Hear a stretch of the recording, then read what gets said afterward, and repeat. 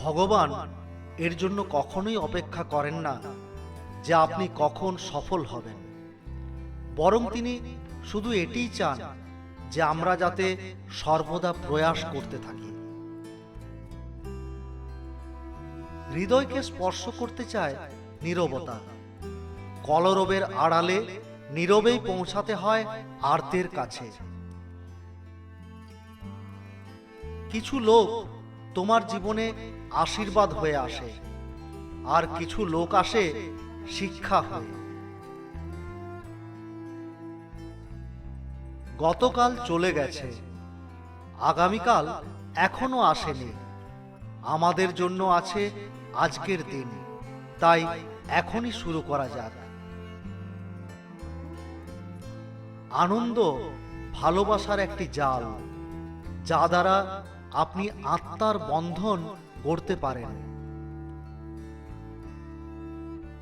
ভালোবাসার কথাগুলি হয়তো খুব সংক্ষিপ্ত ও সহজ হতে পারে, কিন্তু এর প্রতিধ্বনি কখনো শেষ হয় না।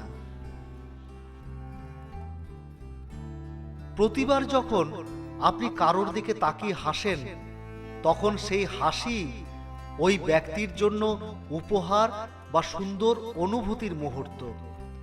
এটি একটি প্রেমের প্রতিক্রিয়া। যেখানে যান, প্রেম ছড়িয়ে দিন।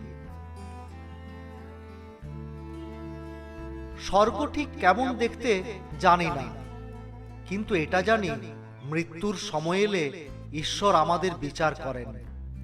তুমি জীবনে কি কি ভালো কাজ করেছো এটা তিনি জিজ্ঞেস করেন না, বরং জিজ্ঞেস করেন তুমি মানুষকে কতটা ভালোবাসা দিতে পেরেছো। রুটির খিদে মেটানোর থেকেও অনেক বেশি কঠিন ভালোবাসার খিদে মেটানো। আমি একা এই পৃথিবীকে বদলে দিতে পারবো না, তবে আমি স্বচ্ছ জলে একটি ছোট পাথরের টুকরো নিক্ষেপ করে বড় বড় জলতরঙ্গ সৃষ্টি করতে পারবো।